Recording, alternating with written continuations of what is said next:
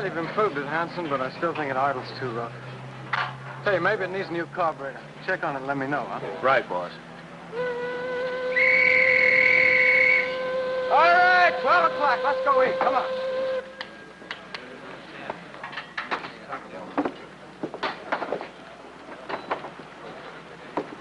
Hey, let's go, Coleman. Come on, Coleman. Let's go.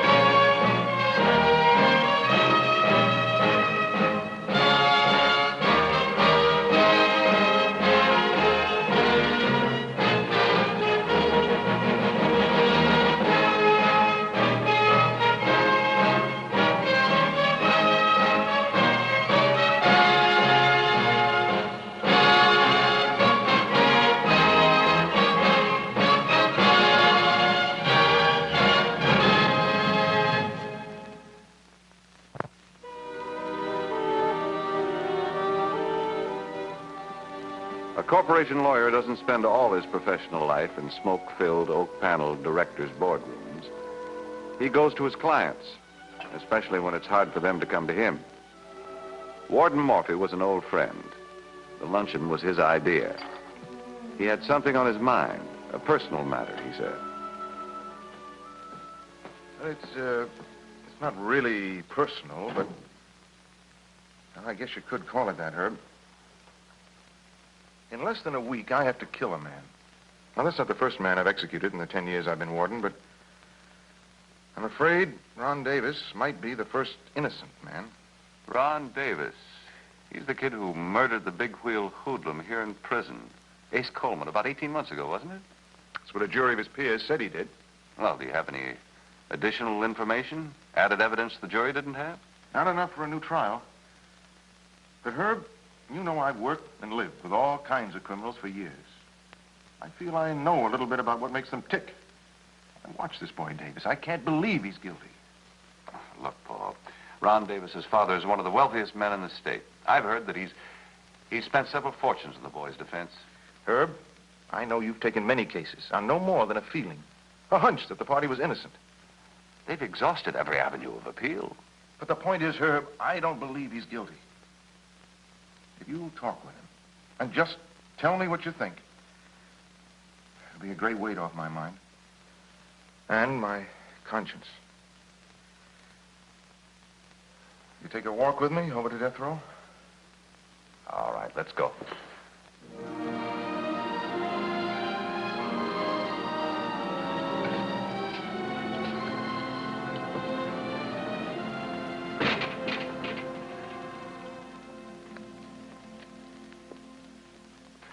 Davis was test driving one of his races.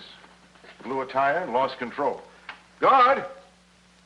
The mechanic who was riding with him was killed. Davis drew 5 years for manslaughter. Well, it sounds like involuntary manslaughter. How'd he get here in the first place? The court found criminal negligence.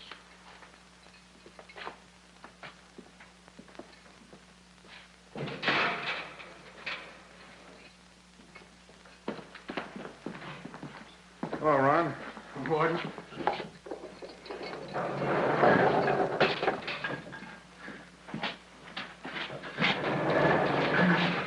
Ron, this is Herbert Maris. He's an attorney. I persuaded him to come up and have a talk with you. Thank you very much, Warden. Ron? I certainly appreciate you coming to see me, sir. I'm afraid I'm somewhat of a lost cause. The Supreme Court's already turned me down, and the governor, too. Maybe they're overlooking some of the facts, huh? I don't think so, Mr. Maris. That's my trouble. The facts aren't exactly working for me. But you are innocent, of course.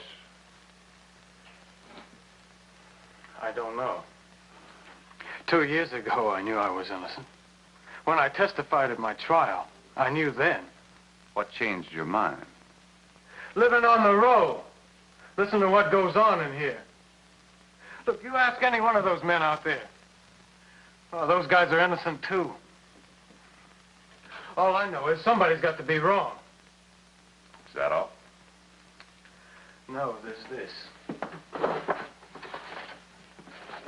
This is a transcript of my trial, a record of all the appeals. The witnesses in here I knew were lying at my trial. And now they're beginning to make much more sense to me than I do.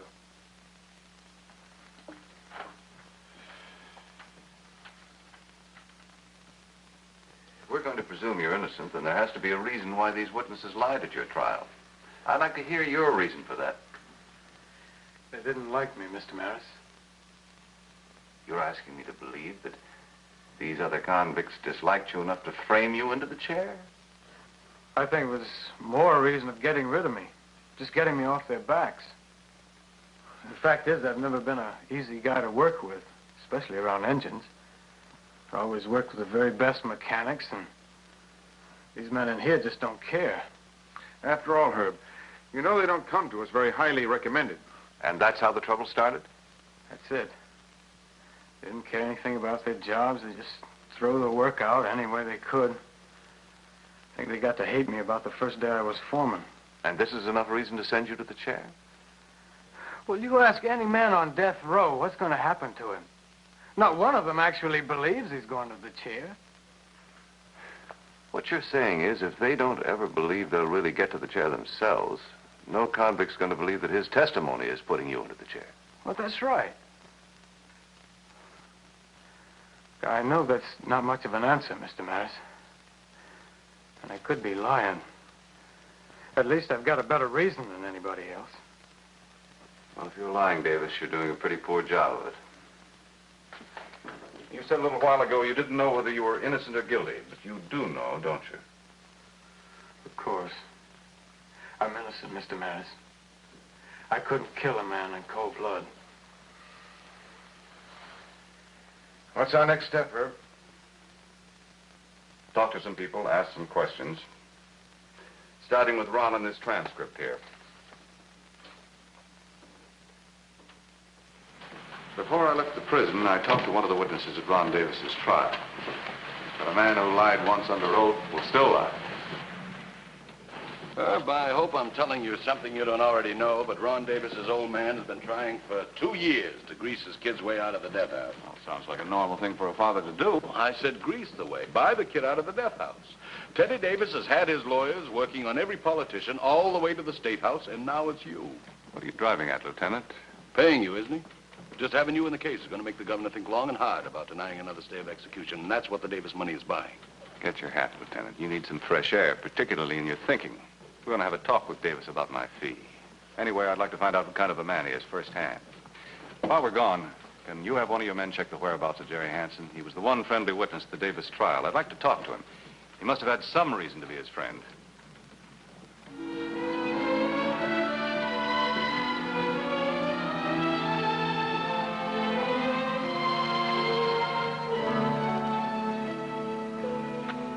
I know I'm not the first father to say this, gentlemen, but I must admit I never really understood my son.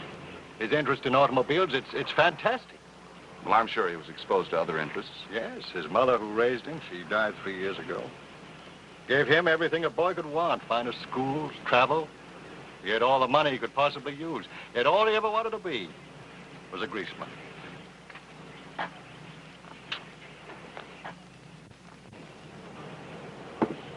Can I offer you gentlemen something?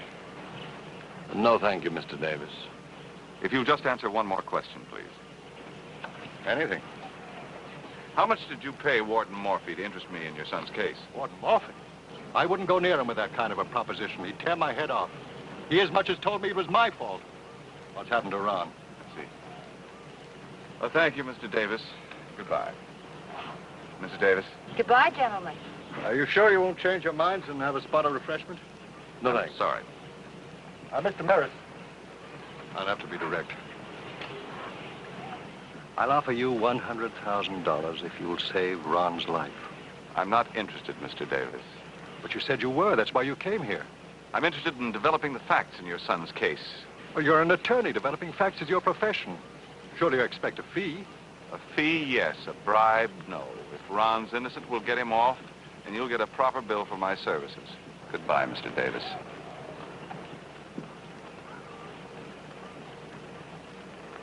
Want a drink, honey? Sure I do.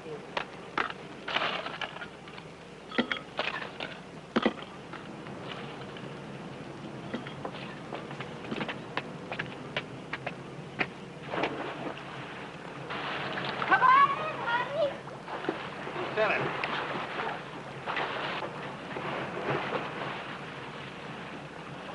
Well, Barrister, had enough? Yes, I have. Enough to convince me that Ron Davis deserves a better break than he's been getting.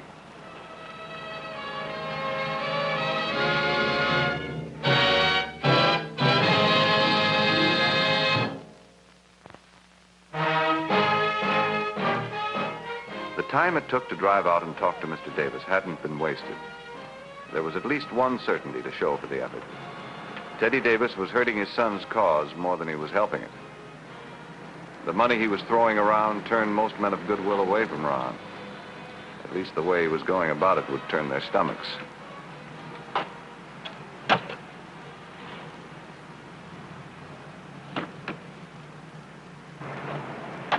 Boys were able to run down your witness, Jerry Hansen. The one who testified for Davis? That's the one. He's selling used cars. Should be on duty right now. Let's go.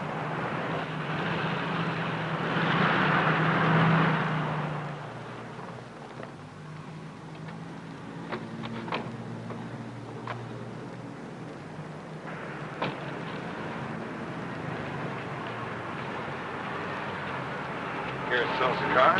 Harry will take care of you, please. You Jerry Hansen? Did I do something wrong? You don't seem to be very anxious to sell cars. Well, is it against the law? I'm just here because the parole officer said I had to have a job. We'd like to talk to you about Ron Davis, Mr. Hansen. Oh, the kid who killed Ace Coleman. Yeah. You say that as though you believed he did. Well, didn't he? At the trial, you testified as to the boy's character. Yeah, I stuck my neck out. Why? Somebody get to you with the idea that Ron Davis had a rich old man who'd pay a lot of money for that kind of testimony? Oh, no. To tell you the truth, I liked the kid. Some guys were ganging up on him, and the kid didn't have a chance. You know, the way I see it, what he did wasn't so wrong. Yes? Well, somebody had to be on his side. I see. Well, thanks, Mr. Hansen. I hope we didn't keep you from your work. Oh, not at all, Mr. Maris, Herbert Maris. I may be in touch with you again. Fine, Mr. Maris.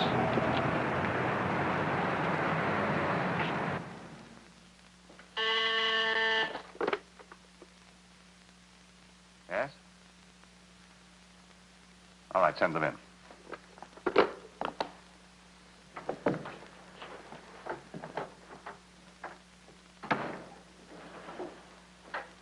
Mr. Maris, I'm Mr. Richards. Now, this is Mr. Cook. I know you gentlemen by reputation. We're here because we heard you might represent the Ron Davis kid, trying to get him off, I mean. It's possible. You see, we have our own wires into most of the big prisons, and we happen to know what a louse Ace Coleman really was. And we thought if you could tell us what you're turning up, we might be able to help you all we can. How? Even if the kid did kill him. We could put down on paper for you some of the things we knew about Coleman. Then you could prove that the kid did the state a good thing when he killed him. How's that? Very interesting, gentlemen. I'll call you if I need you. My secretary always knows where I am.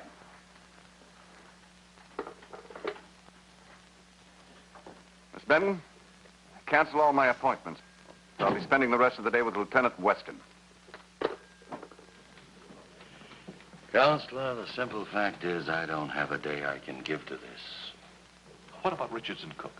Two of the biggest hoodlums in town, and they want Ron Davis to burn. They said the same things to me that Hansen said to you and made believe they wanted to help. Obviously, they figure that if I think Ron Davis is guilty, I'll get off the case. Are you just going to ignore that altogether? You tell me what law they broke, and I'll have them picked up. All right, all right. If it isn't too inconvenient, I'd like to see the record and identification packages and all the witnesses in the Davis trial. Why do you want that? Well, there must be something in the records of those men that'll tell me why they all lied. Give me the names, and I'll phone down and authorize it. I'd like to start with Jerry Hansen. Are you forgetting, Counselor, that Jerry Hansen actually did testify for Davis at the trial? And I'm not forgetting that Richards and Cook also spoke for Davis in my office, and they all want him dead. Now I'd like to find out why.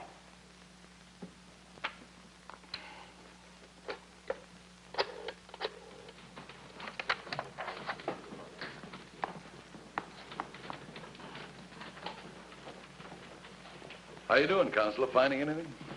Some interesting facts here, Lieutenant. Well, don't hold out. Tell me about them. Fact number one. Hansen was sent up for embezzling $2,000. Barely enough to get him a felony conviction. I also talked to Hansen's parole officer. He's worried about Hansen. Keeping bad company? Good company. Expensive cars, women, apartment that costs $200 a month. Pretty high living for a used car salesman who makes no attempt to sell. You know, maybe your client, Ron Davis, actually did pay for that testimony. You can be sure I'm going to find out.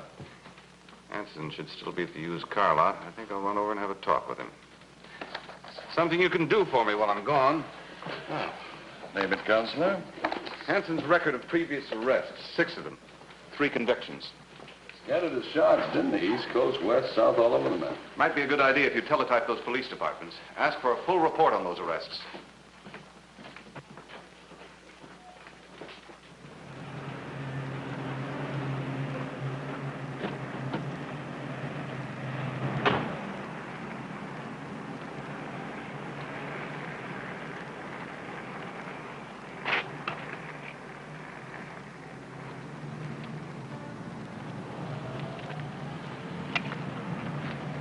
Oh, hello, Mr. Mary.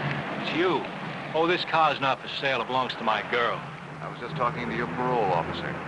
You got him worried. You're spending too much money for a salesman who doesn't sell anything. This is a job. The law states that a parolee has to have a job. I got a job. 8 hours. The rest of my day belongs to me. You're on parole, Hansen. You don't have any citizens' rights. I want to know where you got that money. Did Davis pay you to testify for him, or did his father? Ask them. Goodbye, Mr. Mears. I've got to get some sleep.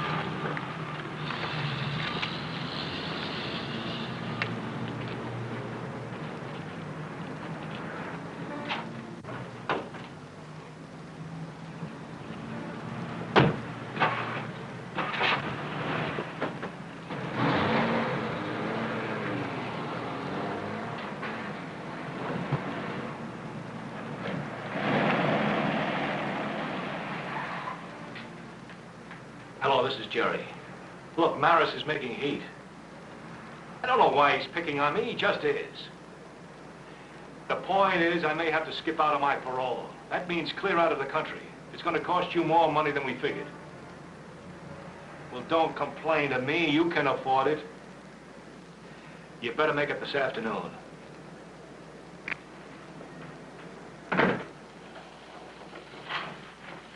Oh, hello, Counselor. You made a quick trip. Find out anything? Nothing to cheer about. What kind of answers are we getting here? I think they prove out my hunch against Hansen. He's strictly a confidence man. Detroit, arrested for selling phony stock. Chicago, picked up on the old pigeon drop swindle. Buffalo, automobile broker, selling other people's cars in consignment and skipping out with the money. On and on it goes. One cute little swindle after another. You receive reports on every major crime committed in the country, don't you? Mm-hmm. Routine reports, they come over the wire. Well, let's get those reports and go down to your statistical department. I have a question or two for that IBM machine.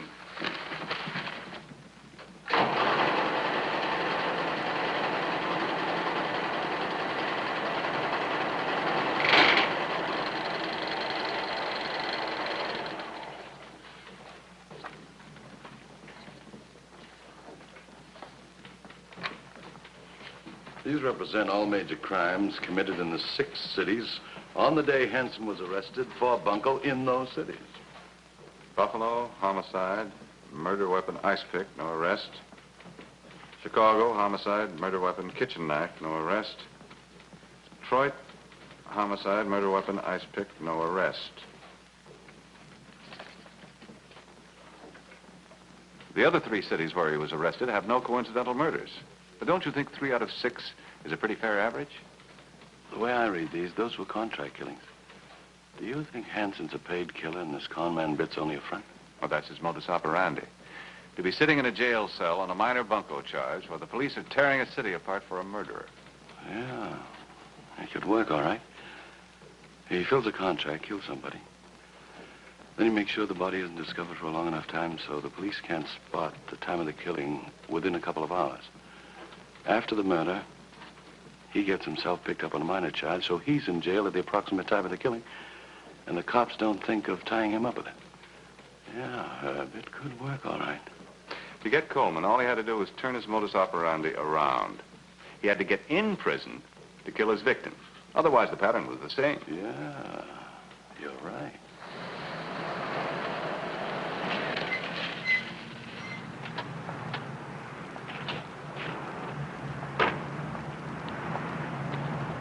We'd better talk, pal. Not here.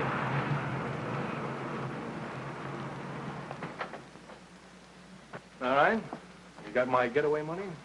No. I've already paid you everything that's coming to you. Oh, wait a minute. You didn't have to do anything. No risks, no discomfort, no prison. Even paid off with Coleman's money. All I asked you to do is to get Maris off my back, and you fell flat on your faces. So it's gonna cost you a bundle. We paid you what we agreed the job was worth. What it was? What kind of a bluff is that? It's gonna make a lot of No.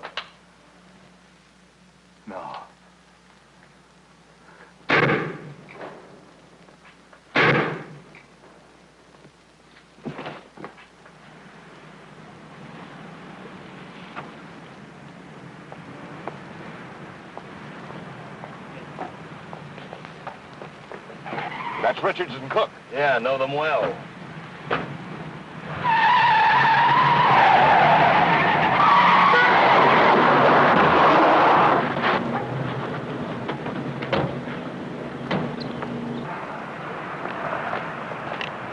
What's your hurry, gentlemen? Get down. Both of you on this side. Hands on the side of the car. Briscoe.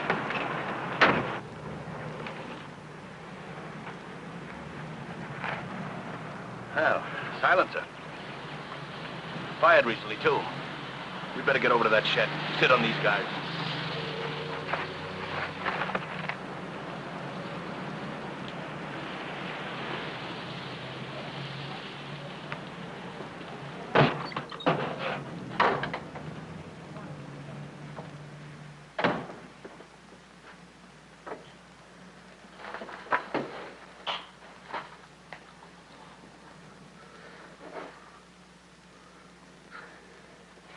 Herb, get something put under his hand.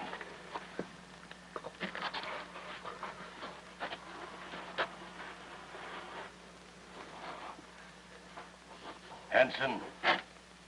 Hansen. Listen to me. You haven't got much time left.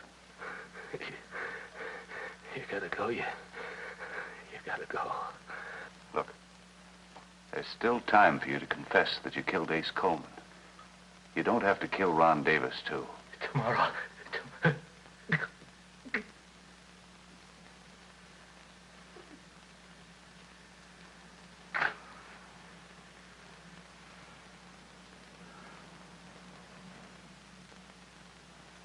Counselor, I've never seen it to fail. I've seen a lot of men die, and not one of them ever thought it would happen to him.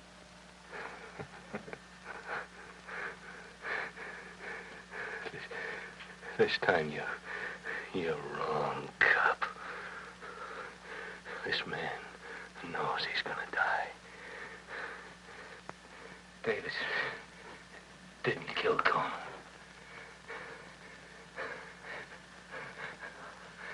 I did.